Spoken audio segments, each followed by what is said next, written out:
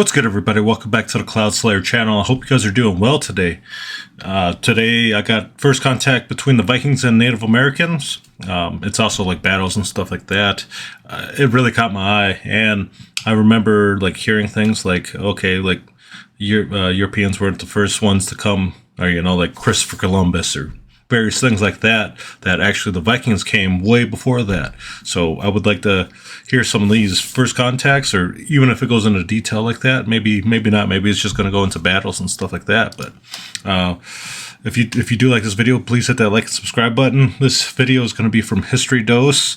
If you haven't liked or subscribed to their channel or any other videos, please do. I'll add them down in the link below.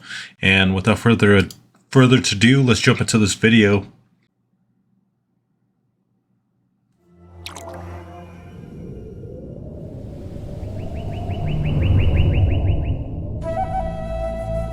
Under green cliffs runs a winding channel, disturbed by a lone navigator, a man striking forward in a canoe meant for three. The 8 companions with whom he set out have been abducted by pale and bearded men, armed with radiant weapons and shields.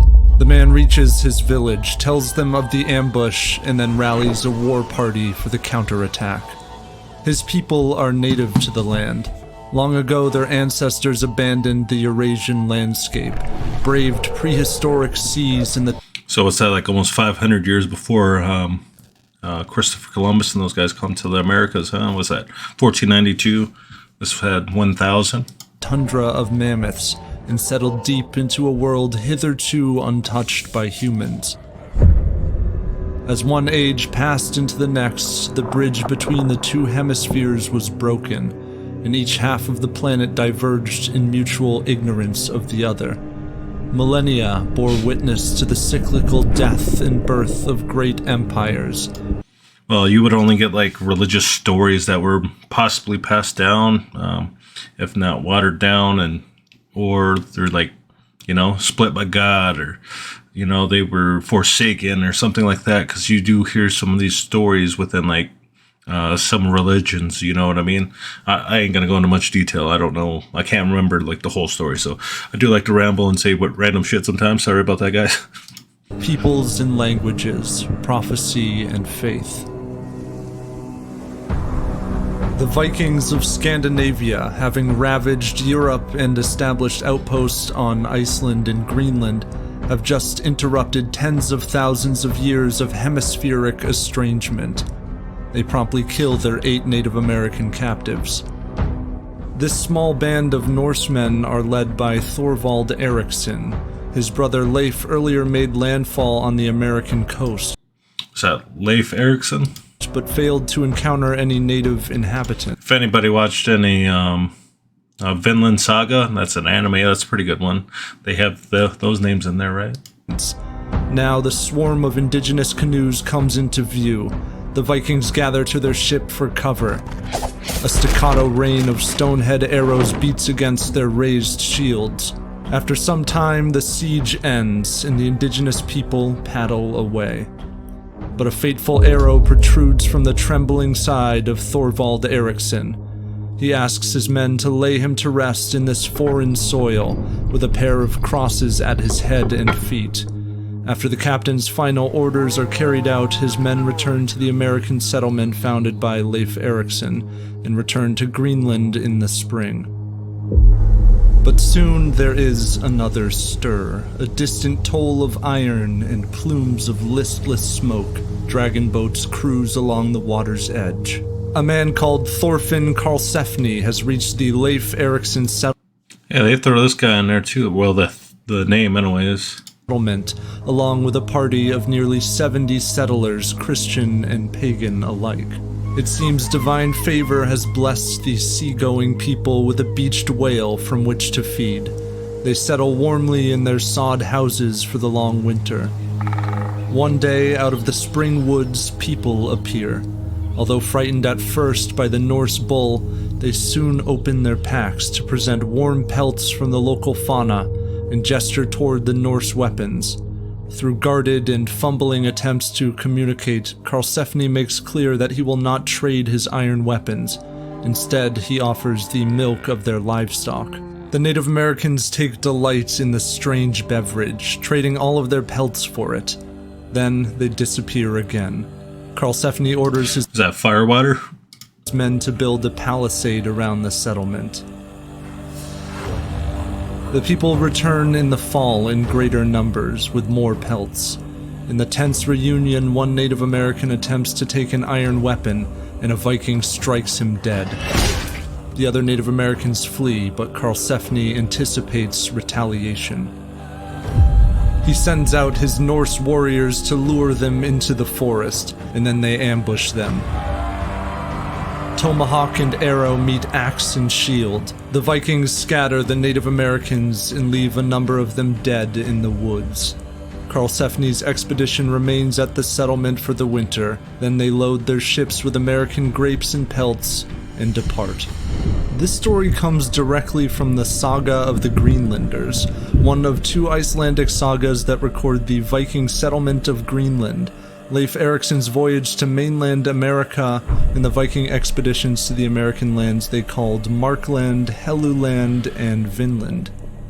The other, called the Saga of Eric the Red, tells this same fundamental story with important differences. It combines the expeditions of Thorvald and Karlsefni into one, and records a massive battle in which Native Americans kill multiple fleeing Vikings, who are, in turn, only rescued when the brave woman Freydis scares off the Native Americans by beating her exposed breast with a sword. What, beat your breast with a sword? Both sagas are That is weird. the products of oral histories, probably first written down in the early 1200s. Each is clouded by medieval folklore. Corpses reanimate to give prophecies, and disembodied voices guide the explorers. In Eric's saga, Thorvald is killed when a one-legged creature shoots an arrow into his groin. These stories are the relics of the closing of an age. As Viking clans coalesce into kingdoms and the Scandinavian settlements on Greenland are abandoned, and the old tales of a short-lived quest to a western land are resigned to a compendium of rumor and fable, to be told around the hearth or carried far by the traveling merchant. It's in Italy around 1340 that a monk relays what he's heard of Markland. Further westwards, there is another land named Markalata, where giants live. Markalata. I think I heard a little story on that one, right? Well, they're going to go into it here, I suppose. In this land, there are buildings with such huge slabs of stone that nobody could build with them except huge giants. However, no sailor was ever able to know anything for sure about this land or about its Would that be like the Neanderthals? features. In 1492, the Vatican records that no news has come from Greenland, that country at the end of the world, in 8 decades. Christopher Columbus reaches the Bahamas that same year. Scholars are left to doubt that the Vikings ever reached mainland North America. Until, in 1960, archaeologists in Newfoundland discover mounded ruins. Excavations will resurface sod houses, an iron forge, and chopped wood recently dated to the year 1021. Here, the contemporaries of the Erikson brothers and It's crazy how they can get pretty accurate on what year it would have been. Karlsefni may have traded with indigenous people and launched expeditions possibly as far south as Maine or New York. But after a handful of years, the mighty Vikings abandoned their colony, mysteriously retired from their efforts to expand their domain westward in a bountiful country. A tentative mapping of their expeditions reveals that the Norse had likely met the ancestors of the Beothic or Dorset Native Americans, a people whose resistance may have been the death knell for these first European settlements in the Americas. There's probably an ass ton of Native Americans back then too, though. Thus reads the saga of Eric the Red. Although the land was excellent, they could never live there in safety or freedom from fear because of the native inhabitants. So they made ready to leave the place and return home. Right, especially if you don't know the landscape, like those people that were there for thousands of years, you know? If America had been spared the wrath of the Vikings, Europe hadn't been so fortunate. When I watched Vikings, Merchants, and Explorers from Magellan TV, I was blown away by both the brutality inflicted on Europe as well as the lasting impact the Viking era had on the world today. You can go watch the documentary right now. It has this really cool balance of present-day sites of fabled Viking raids alongside really quality battle recreations, all wrapped up in a great overview of who the Vikings were. History Dose viewers can take advantage of a special holiday offer right now. Buy one, get one free gift card. That's a pretty good video. It had me freaking in there, you know what I mean? It had me enticed. Freaking. I was reading the comments before when I just saved this into my things that look like there. Like someone here, like they were talking about until one winter when the Iroquois raiders didn't show up, and so the Chippewas sent scouts out to find out why.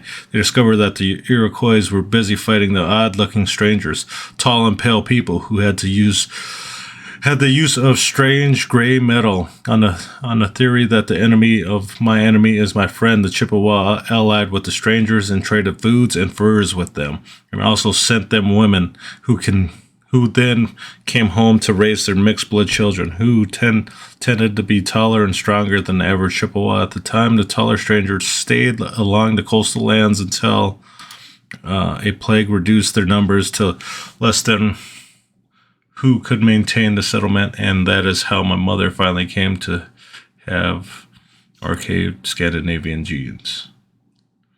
Huh. It'd be cool if they had like more history and more things to tell about that, you know what I mean? Like if Native Americans had more recorded histories, but who knows how they would have evolved around that time, or various things like that. So, but, you know, yeah, it is what it is. We make do with what we got, and you know,